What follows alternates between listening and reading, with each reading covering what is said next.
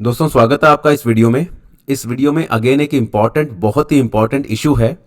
अभी latest judgement आई है Kerala high court की, जहां पर यह बताया गया कि इस क्वेश्चन को आंसर किया गया कि क्या एक वुमेन जो लिव इन रिलेशन में रह रही है, क्या वो डोमेस्टिक वायलेंस एक्ट के अंडर अपने लिव इन पार्टनर के खिलाफ कोई कंप्लेंट या एप्लीकेशन कोर्ट में दे सकती है या नहीं।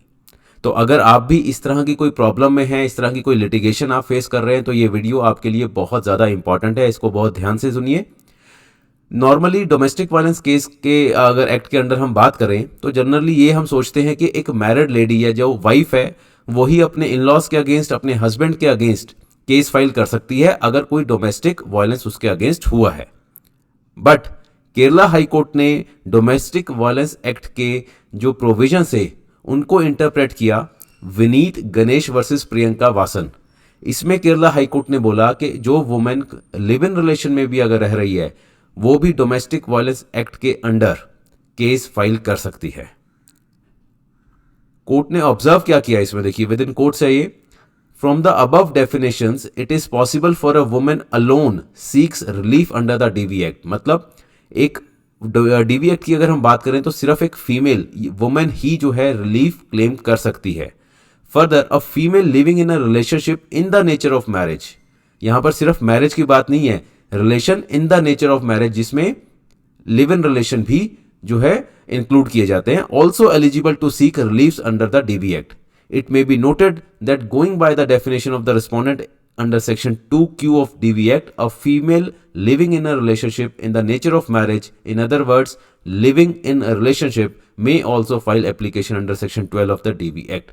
तो ये केरला हाई कोर्ट की बिल्कुल क्लियर इसमें ऑब्जर्वेशन आई है कि सेक्शन 12 डीवी एक्ट का जो एप्लीकेशन फाइल करनी है वो सिर्फ एक वाइफ नहीं, एक लिव इन पार्टनर भी अपने लिव इन पार्टनर के अगेंस्ट फाइल कर सकती है।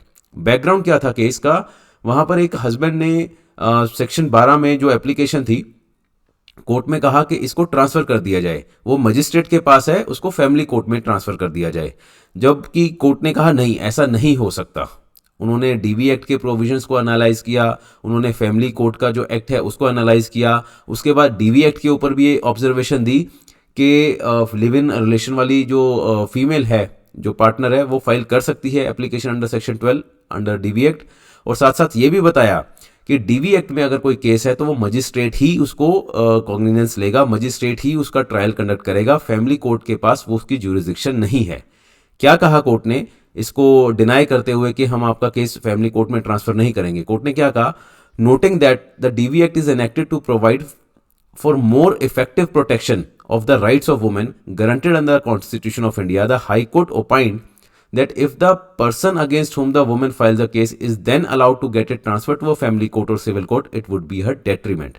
क्योंकि फैमिली कोर्ट में क्या होता है, जो लोग मैरिड है उन्हीं के केसेस आ सकते हैं।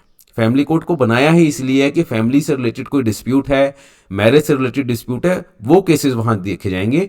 डीवी एक्ट जो है उसमें ऐसा नहीं है कि स्ट्रिक्ट सेंस में मैरिज वाले केसेस ही आ सकते हैं या मैरिड कपल ही वहां पर आ सकते हैं, ऐसा नहीं है।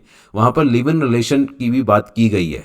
तो इसीलिए ये जो केरला हाई कोर्ट है उन्होंने अपने इन सेक्शंस का हवाला दिया, इनको एनालिसिस किया फैमिली कोर्ट के एक्ट को, और ये बोला कि हम आपका केस जो है ट्रांसफर नहीं करेंगे। ऑलरेडी जो मजिस्ट्रेट है जो केस देख रहा है वही उस केस की सुनवाई करेगा, राइट।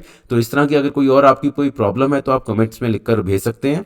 डेफिनेटली जितनी मेरा एक्सपीरियंस है, जितनी मेरी नॉलेज है, उसके अकॉर्डिंग मैं आपको कोशिश करूंगा कि मैं आपको गाइड कर सकूं। और कोई आपका डाउट है तो आप मुझसे व्हाट्सएप या टेलीग्राम के चैनल से जुड़ सकते हैं। ये मेरी डिटेल्स हैं। Thank you very much and all the best. Thank you.